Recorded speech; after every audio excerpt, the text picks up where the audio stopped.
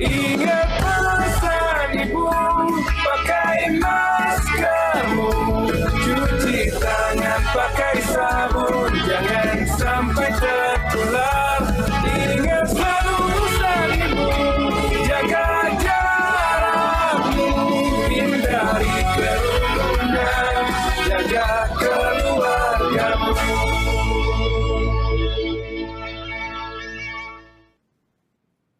Halo pemirsa, selamat siang. Senang sekali saya Lula Kamal kembali ke hadapan Anda memandu acara COVID dalam angka. Bagaimana kabar Anda hari ini? Semoga sehat terus ya. Walaupun sudah banyak yang protes kenapa harus selalu melakukan 3M, ingat pesan ibu. Karena ini adalah satu-satunya cara yang bisa kemudian menghambat penularan COVID-19. Jangan sampai kita tertular ya Bapak Ibu sekalian ya pemirsa semuanya. Dan seperti biasanya COVID dalam angka tentunya narasumbernya nggak akan pernah berubah nih ya. Oke ya, Dr. Dewi Nur Aisyah ya. Dan hari ini yang penting banget kita akan belajar pembelajaran tentang klaster yang ada di Indonesia. Banyak nih dan banyak yang berhubungan dengan klaster agama. Begitu nggak sih Dr. Dewi? Ya betul.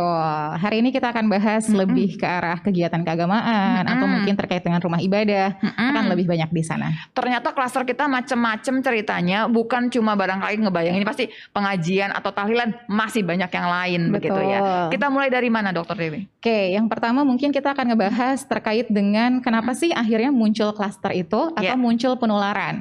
Kenapa gitu ya? Betul. Sebenarnya kalau kita melihat dari banyak kejadian-kejadian yang ada di Indonesia, semua berawal karena ada aktivitas sosial terutamanya di mana banyak terdapat orang berkumpul dalam satu waktu, dalam satu ruangan. Ini yang mengakibatkan akhirnya terjadi kerumunan. Muncul kerumunan, kemudian akan sulit untuk menerapkan jaga jarak. Ketika jaga jarak sulit diterapkan, kemudian 3M-nya tidak tadi dilakukan juga, maka akan terjadi potensi penularan COVID-19 dari salah satu orang yang mungkin terinfeksi walaupun nggak ada gejala nih. Karena kita tahu sekitar 60-80% penderita COVID ini tidak ada gejala atau gejalanya ringan sekali. Nah, ini sekarang saya jadi bertanya begini, bahwa kalau misalkan kita kumpul rame-rame, apapun acaranya lah, kalau kita sudah tidak bisa menjaga jarak, kalau kita masih pakai masker gitu ya, cuci tangan pakai sabun, nggak akan megang-megang wajah kalau kita nggak yakin ini bersih, kita masih bisa melindungi diri sendiri nggak sebetulnya? Itu justru perlindungan selanjutnya ketika kita sudah sulit untuk menerapkan jaga jarak. Satu, pastikan masker tidak dibuka. Kedua, masker yang digunakan dengan benar.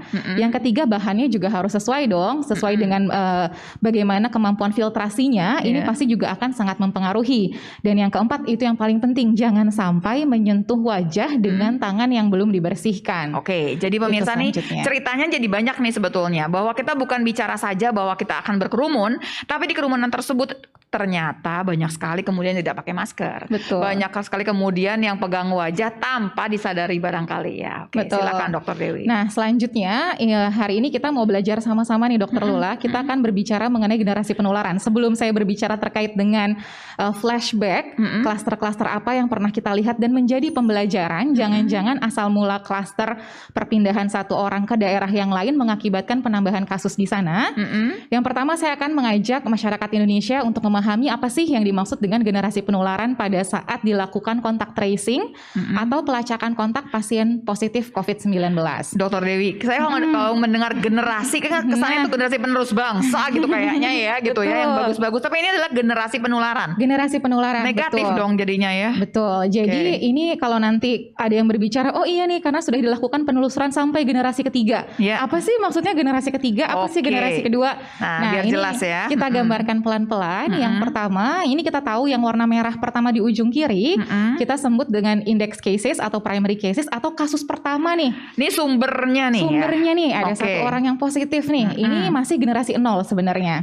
Kemudian dari satu orang positif ini menularkan kepada orang yang lain. Misal paling mudah adalah keluarga biasanya.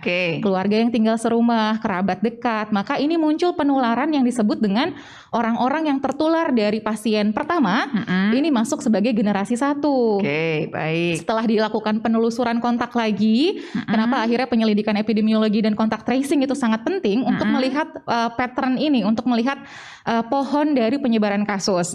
Ternyata orang yang dari generasi 1 pergi lagi nih, mungkin dari salah satu keluarganya, misalnya yang warna merah ini seorang bapak, dia pulang ke rumah menularkan menularkan istrinya generasi 1. Istrinya pergi lagi ke kantornya, ketemu dengan rekan-rekan kerja, ternyata tertular, masuklah mereka menjadi generasi kedua.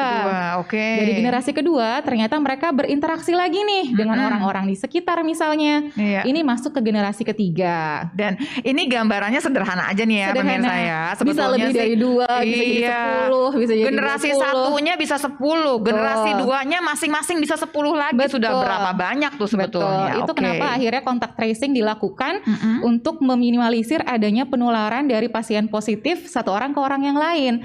Semuanya ditanya, kapan sih pernah ada kontak erat? Biasanya ini durasi minimal berdiskusi atau berkontak erat ini 15 menit biasanya.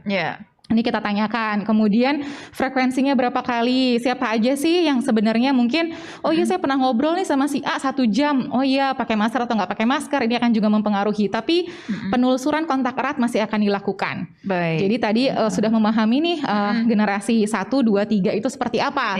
Jadi bisa jadi seseorang tertular, mungkin dia bukan generasi 1, mungkin dia generasi 2 atau generasi 3 sebenarnya, yang berasal dari penularan-penularan yang sudah terjadi jauh sebelumnya. Dan kalau bicara tadi kerumunan, berarti generasi satunya sudah banyak banget pasti dong. Bisa kita jadi belum ini ngomong generasi kedua nih padahal. Bisa jadi pohon tracingnya akan sangat ruwet Dokter Lola, karena bisa jadi ada orang yang terinfeksi namun tidak teridentifikasi. Bisa juga seperti itu. Ini beberapa challenge atau tantangan yang ditemukan di lapangan pada saat dilakukan penelusuran kontak. Dan ini barangkali juga cerita kenapa Bapak Ibu suka protes kalau masuk ke satu tempat belanja gitu ya, yang kemudian sulit tulis nama, alamat semua. Ini adalah mengejar generasi ini juga ceritanya. Kalau ketahuan ada 1, jangan-jangan kita masuk ke generasi ke-1 atau ke-2 atau ke-3 barangkali, Pak. Betul. Silakan. Jadi ini gambarannya. Kita lanjut Dokter Lula. Jadi hari ini kita akan membahas beberapa, sebenarnya ini kejadian lampau, sudah lama terjadinya, namun perlu kita ulas kembali untuk menjadi pelajaran. Nah, yang pertama kalau diingat, memang kita fokus hari ini berbicara mengenai kegiatan keagamaan salah satunya. Di sini kita pernah ingat dulu di Bogor pernah dilaksanakan sebuah acara dari sidang GBIP Sinode. Ini tuh di akhir Februari tahun 2020 dihadiri kurang lebih sebesar 685 peserta. Jadi banyak nih yang hadir. Kalau kita ingat juga sebenarnya ini kan Februari nih acaranya. Kita masih belum ngerti mengenai yang namanya COVID ini. Dan ternyata setelah ditelusuri kembali, ternyata dari kegiatan tersebut ini melahirkan kasus positif di 5 provinsi dengan total 24 kasus. Tapi ini memang pelacakannya sudah sampai generasi ketiga. Nah, biar tadi paham tuh. Bukan berarti 24 kasus itu berasal dari semua yang datang ke acara. Bukan. Yang datang ke acara ada yang positif, dia kembali ke rumah, bisa jadi menularkan keluarganya, keluarganya mungkin menularkan yang lain, sampailah ke generasi ketiga mampu terdeteksi dengan total kasus tercatat 24 kasus di 5 provinsi. Berarti di acara tersebut bukan 24 orang positif loh, bukan. Betul. Karena ini udah sampai generasi ketiga. Dan kalau kita lihat angkanya di sini, 60% justru dari keluarga atau kerabat yang tidak ikut acara, tapi tertular dari anggota keluarga yang menghadiri acara tersebut. Jadi ini yang kita lihat. Oke, satu tempat acara banyak orang berkumpul di satu waktu, ketika kembali ke daerahnya masing-masing terjadi penularan. Ini baru kita temukan di 5 provinsi nih. Bisa jadi lebih karena waktu itu kan di awal-awal nih kan masih bulan Maret, April, semuanya masih tune in nih terkait dengan pemeriksaan COVID-19. Terus yang kedua, Dokter Lola tadi sudah ada contohnya juga. Yang kedua, klaster yang juga akan kita bahas adalah terkait juga seminar nih. Kalau tadi kan ada sidang GBIP nih. Yang kedua keagamaan. Ini juga agak sedikit nyambung, tapi ini memang lebih ke aktivitas berkumpulnya banyak orang untuk menghadiri seminar. Seminarnya ini bisnis tanpa riba. Ini juga di Bogor terjadinya. Tanggal-tanggalnya juga di akhir Februari dengan kurang lebih 200 peserta yang hadir ke sana. Dan ternyata ini bisa dimengerti ya, akhir Februari kita belum pakai masker pasti dong. Dan kita nggak jaga jarak juga. 3M ini belum kita laksanakan secara rutin ya. Betul, itu salah satu kondisinya. Kalau kita lihat ternyata dari kondisi tersebut, dari acara seminar itu, kemudian ditemukanlah beberapa pasien positif di daerah yang lain. Ada yang ditemukan di Jawa Tengah, ada yang di Jawa Timur, Yogyakarta, Lampung, Kepulauan Riau, Kalimantan Timur, sampai dengan Papua ternyata. Sampai 7 provinsi ternyata. 7 provinsi dengan total 24 kasus. Kalau yang tadi tidak ada kematian, sedangkan kalau yang di sini ada 3 kematian dari 24 orang yang terinfeksi. Jadi kita sebutnya angka kematian dari klaster yang ada di sini kurang lebih 12,5% case fatality rate-nya. Dan di sini karakteristiknya juga 40% ini yang teridentifikasi adalah keluarga atau kerabat nih.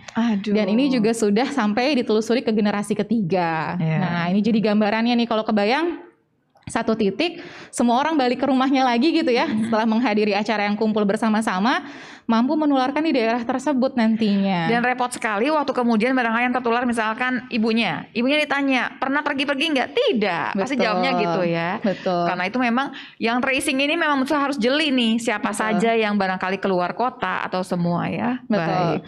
Ini yang kedua. Terus yang ketiga, Dokter Lula, kasus ketiga yang coba kita ingatkan adalah ini salah satu contoh yang tingkat infektivitasnya cukup tinggi sebenarnya.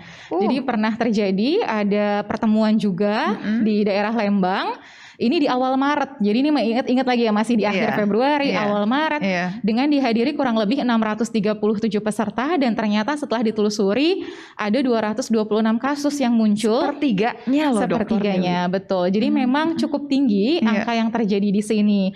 Cuma kita memang belum mendapatkan informasi lebih jauh asal provinsinya dari mana saja. Jadi untuk kasus yang ini kita lebih meng-highlight adalah ketika terjadi pertemuannya jumlahnya banyak, dan di sini diidentifikasi penularan terjadi karena jabat tangan dilakukan oleh pendetanya kepada jemaah-jemaahnya, sehingga mengakibatkan ada penularan juga yang dirasakan dan akhirnya angkanya cukup tinggi. Tapi bisa dimengerti karena ini adalah Februari, awal Maret. Betul. Kita sendiri tidak terlalu mengerti mengenai COVID-19. Betul. Yang barangkali tidak bisa diterima adalah kalau kemudian terjadi sekarang sebetulnya. Silakan Dokter Dewi. Kita lanjut. Ini tadi sudah ada di Lembang. Ini masih yang juga lampau, kasus keempat. Selanjutnya kita akan melihat kasus yang ada di Goa. Ini sebenarnya kan pertemuannya tidak jadi dilakukan, namun orang sudah berkumpul nih. Mungkin acara yang ingin dilaksanakan tidak jadi dilaksanakan. Namun orang-orang sudah melakukan perjalanan terlebih dahulu di tanggal 8 sampai 29 Maret. Dan di sini jumlahnya ini juga bukan sedikit. Kalau tadi jumlahnya ratusan, saat ini sudah 8.761, kurang lebih sebanyak itu orang berkumpul, dan ini bukan hanya dari Indonesia saja, tapi juga dari luar Indonesia. Dan kalau kita lihat memang dari sekian orang yang berkumpul, jumlah kasusnya juga berkumpulnya lebih banyak nih ternyata. Ada 1.248 kasus ini total di 20 provinsi. Tapi lagi-lagi ini saya ingatkan bukan dari 1.200 dari 8.700, bukan. Ini adalah sudah sampai generasi ketiga juga yang ditelusuri ketika sudah kembali ke daerahnya masing-masing. Ada keluarga dan lain-lain di sini ya. Betul. Cuma kalau kita lihat memang sangat masif penyebarannya sampai ke 20 provinsi. Nah, ini juga yang kita lihat dan kita telusuri bahwa ternyata lagi-lagi ketika ada orang berkumpul dalam jumlah besar, maka mampu mendatangkan resiko penularan atau potensi kerumunan tadi. 3M lagi-lagi mungkin belum diterapkan seperti ketat seperti sekarang, penularan dapat terjadi dan mulailah menyebar ke daerah-daerah yang lain. Nah, selanjutnya kalau ini adalah jumlah kasus, selanjutnya kita ingin melihat angka kematiannya nih, Dokter Lula. Jadi kalau kita bandingkan, ini kan dari Goa tadi beragam nih provinsinya. Ternyata yang paling terdampak ini adalah di Nusa Tenggara Barat dengan total 283 kasus. Sebenarnya tadi yang saya bilang bukan 283 orang dari NTB hadir ke sana.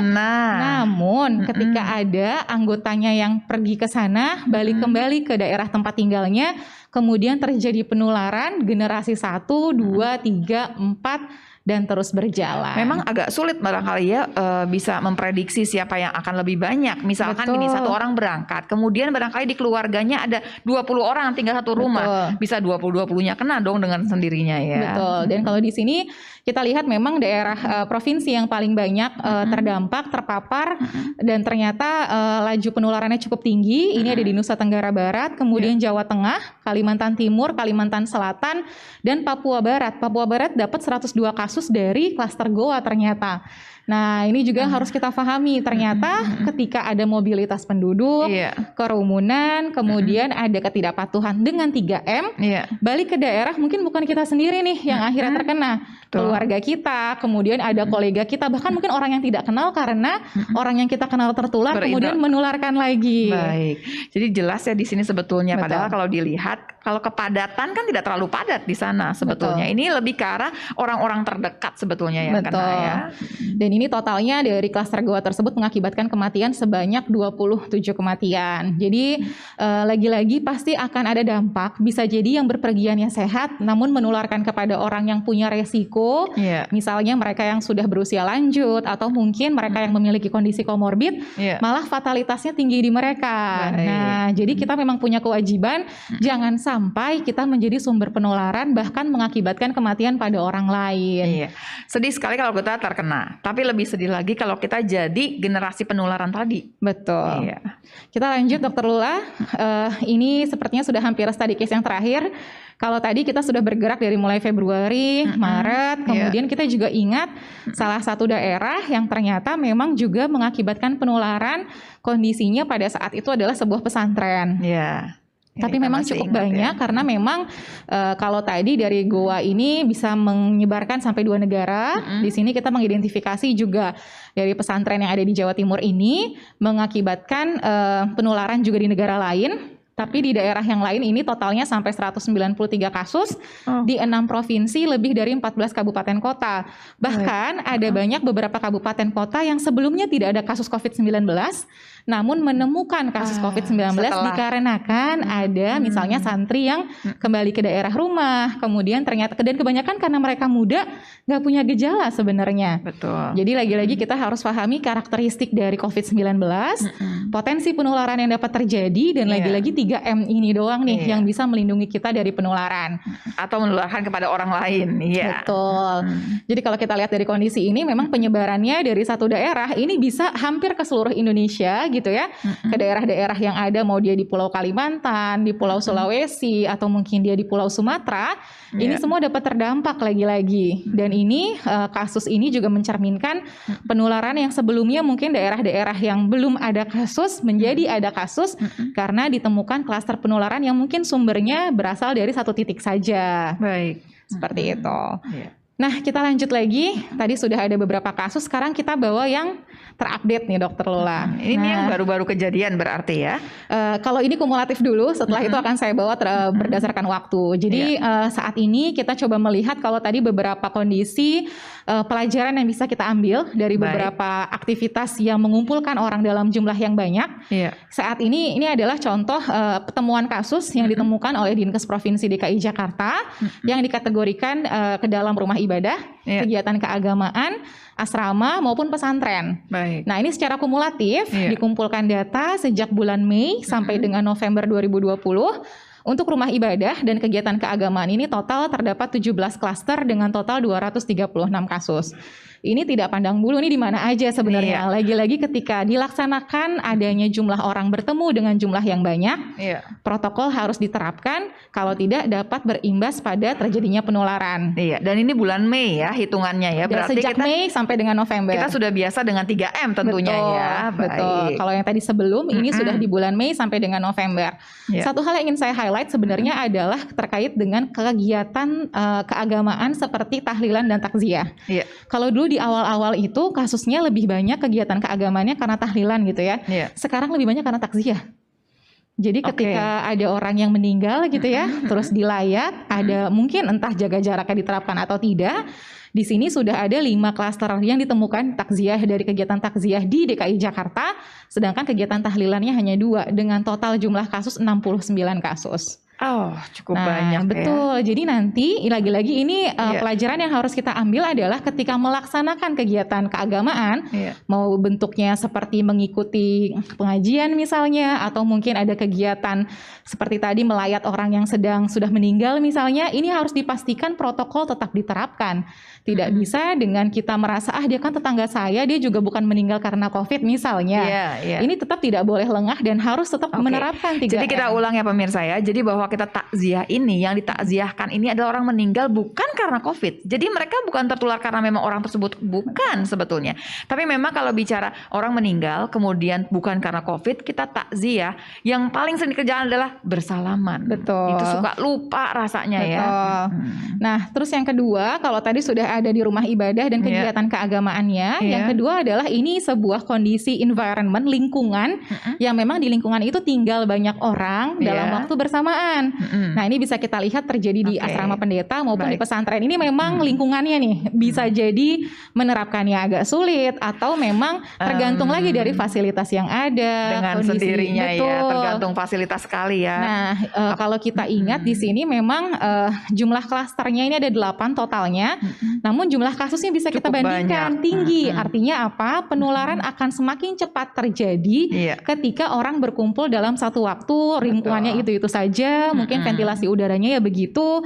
Akhirnya lebih tinggi jumlah kasus yang ditemukan meskipun klasternya sedikit. Iya, langsung terbayang ruang makan. Semua yang barangkali mesti bersama-sama ya. Betul. Baik. Nah, ini adalah total nih Dokter Lula. Kalau gambaran ini adalah gambaran kumulatif yang sudah kita kumpulkan dari data-data yang ada. Nah, selanjutnya kita akan melihat berdasarkan waktu. Ini yang tadi kan kalau Dokter Lula kita meng-highlight, bulan Februari, Maret orang belum paham. Oke lah, mengertilah kita ya. Nah, kalau dari sini sebenarnya kita coba lihat berdasarkan waktu bagaimana sih perkembangan terkait dengan temuan kasus yang ada di kegiatan-kegiatan yang tadi, dilihat berdasarkan bulan. Baik. Mulai dari bulan Mei, ini yang paling sebelah kiri, sedangkan yang paling sebelah kanan ini adalah bulan November. Oke. Nah, ini kita bedakan juga antara rumah ibadah, kegiatan keagamaan dengan asrama dan pesantren. Nah, kalau kita lihat memang di bulan Mei ini juga sebenarnya masih cukup tinggi nih dua-duanya. Ada 112 kasus dari rumah ibadah atau kegiatan keagamaan, di asrama dan pesantren juga ditemukan 124. Baik. Kemudian angkanya turun. Yang agak notice ini pasti yang bar kuning tinggi sebelah kanan ini nih ya. Iya, betul. Nah, ini terjadi di pesantren sebenarnya. Jadi ada kondisi satu pesantren cuma memang penularannya tinggi sekali, ada 2 klaster di sana. Oktober loh, Dr. Di bulan Dewi. Oktober, betul. Ini yang sangat tinggi, kemudian turun kembali. Jadi di bulan November juga ini kasusnya sudah turun, kurang dari sama dengan 20. Namun yang sebelumnya agak kita lihat tinggi, memang yang angkanya di atas 100 adalah di bulan Mei dengan di bulan Oktober. Namun Oktober hanya untuk di bagian asrama dan pesantren. Baik. Tapi kalau kita lihat November ini kan belum selesai sebetulnya kan. Berarti angka ini belum angka pasti ya, masih sementara. Ini masih 22 November. Kita masih punya seminggu lagi lah gitu ya untuk melihat sampai dengan akhir November. Nah, tapi ada angka yang kecil-kecil sekali, itu ceritanya apa tuh Dokter Dewi? Ada yang cuma 2, ada yang cuma 1 malah. Ya, jadi kalau ini adalah berdasarkan penelusuran kegiatan keagamaan biasanya. Jadi pada saat dilakukan penyelidikan epidemiologi nanti akan coba dilihat ada nggak sih faktor resiko, pernah nggak mengikuti kegiatan sosial dalam jumlah besar. Nanti akan bilang, oh iya nanti akan digali lagi nih. Jadi nanti petugas surveillance itu akan menggali lebih jauh lagi. Kira-kira apa ya faktor resiko dia sampai tertular. Nah, ini coba digali. Ada beberapa kegiatan ternyata yang juga tercatat di sini. Meskipun kecil, namun lagi-lagi kadang kesulitannya kan untuk melihat apakah benar dia berasal dari tempat yang itu gitu penularannya. Ini memang masih harus terus ditelusuri. Dan ini biasanya petugas surveillance akan mencoba mencari benang merah nih, mirip-mirip detektif yang mencari benang merah. Pohonnya ada di mana ya, dapatnya dari mana. Kan kepinginnya begini ya Dokter Dewi ya, kepingin kalau melihat grafik itu ya, pemirsa di rumah pasti pengennya kita turun terus. Kenapa? Berarti kita mengerti, oh kita sudah mengambil pembelajaran, kita sudah mengerti, oh kemarin nggak mengerti pakai 3M, sekarang mengerti 3M. Nah kalau masih naik turun, kita masih bingung, berarti ada bagian masyarakat yang tidak mengerti kah? Atau barangkali ada yang masih cuek, atau ada yang sudah mengerti tapi masih cuek. Nah itu kan jadi permasalahan buat kita sebetulnya. Betul, jadi lagi-lagi ini semua kita harus melihat dari waktu ke waktu dan mungkin spesifik akhirnya melihatnya di level apa. Pasti akan terjadi perbedaan ketika melihat angka rata-rata nasional, kita turunkan lagi ke provinsi, kita turunkan lagi ke kabupaten kota, bahkan dengan kecamatan dan kelurahan, bahkan kita spesifikin lagi usia. Ada nggak sih perbedaan dari usia misalnya? Karena kan sampai dengan saat ini pola nasionalnya adalah penularan ini terjadi dan sangat tinggi, tertular dan menularkan adalah mereka yang berusia produktif. Namun ketika melihat angka fatalitas atau kematian lebih tinggi pada mereka yang sudah berusia lanjut di atas 45 tahun. Ini saja sudah jadi garis bawah yang jelas nih pemirsa, bahwa yang menularkan generasi penularnya itu yang muda, tapi yang kemudian fatal itu yang lebih tua. Sementara yang lebih tua barangkali nggak bergerak lebih banyak, berarti yang muda ini kan harus diberi pembelajaran lebih jauh lagi barangkali ya untuk mengerti. Betul. Maka sekarang kita masuk untuk sarannya seperti apa? Apa sih yang bisa kita lakukan untuk sama-sama meminimalisir adanya resiko penularan COVID-19, terutama dalam aktivitas keagamaan. Yang pertama, ini pasti dan sudah wajib dilaksanakan, melaksanakan protokol kesehatan. Dan untuk rumah ibadah misalnya, ini diharapkan juga menyediakan fasilitas dari mulai tempat cuci tangan dengan sabun ada, hand sanitizer juga ada, dan sosialisasi 3M itu tetap dilaksanakan. Bahkan kalau sekarang kita lihat banyak rumah ibadah, misalnya kalau di masjid sudah ada tanda nih, sholat boleh di sini, sebelah sini nggak boleh, sebelah sana lagi boleh. Nah, ini juga salah satu cara yang dapat dilakukan baik oleh institusinya, penyelenggara ibadahnya, dan juga bagaimana dari staf atau jemaah yang juga datang ke sana. Nah, ini sama-sama harus menerapkan 3M. Nah, selain menerapkan 3M, boleh nggak kemudian ada peneguran di sana atau pengingat barangkali akan jauh lebih baik lagi ketika ada petugas yang memang ditugaskan untuk mengingatkan orang-orang yang mungkin lupa untuk menerapkan.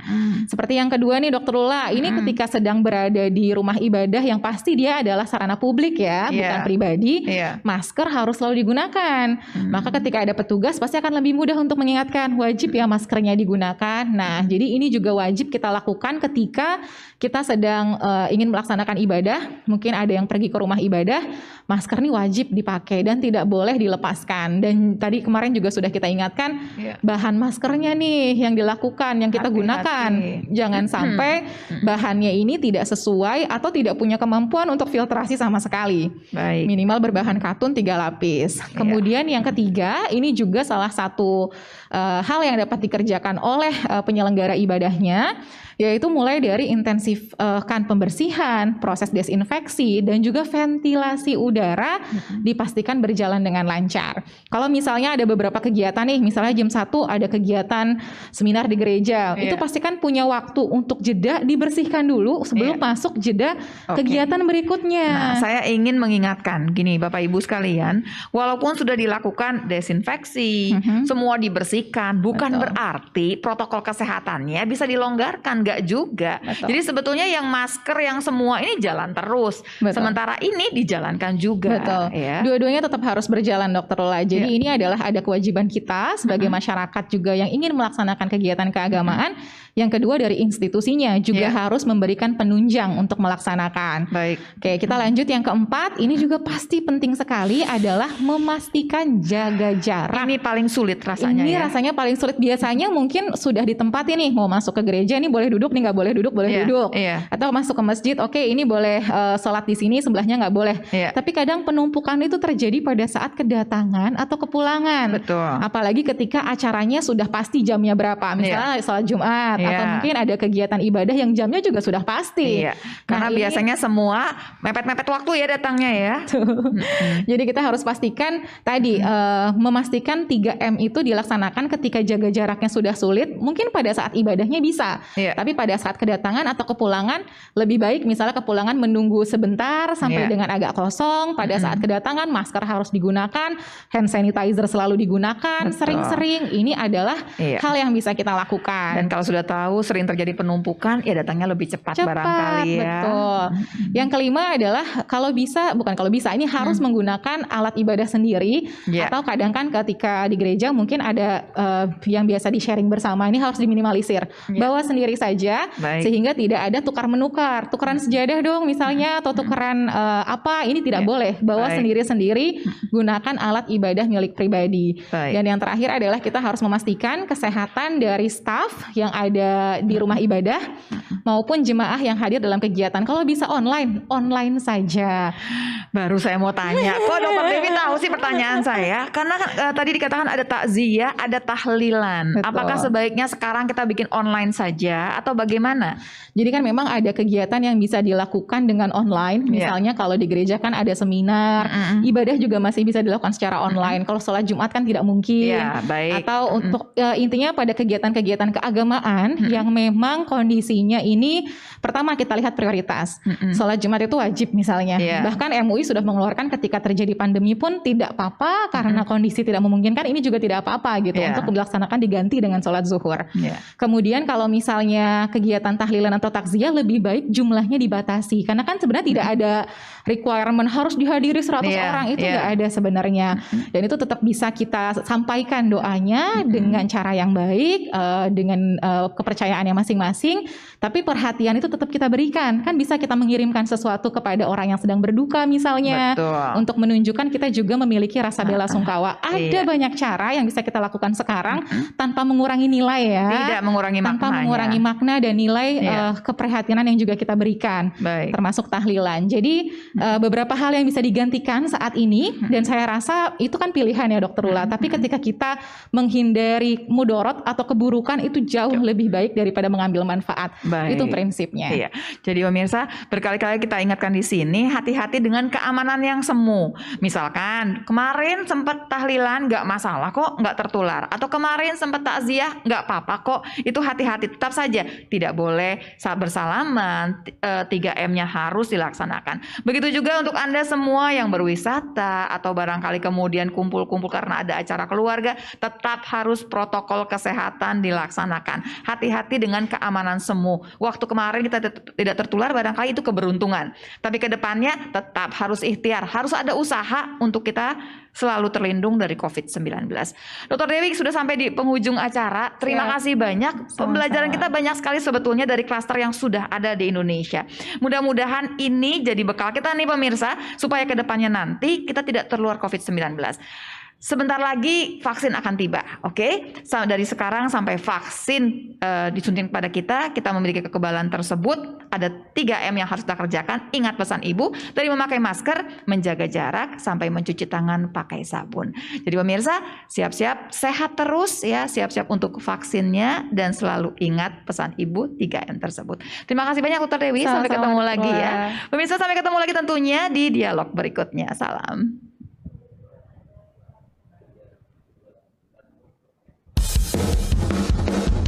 Ingat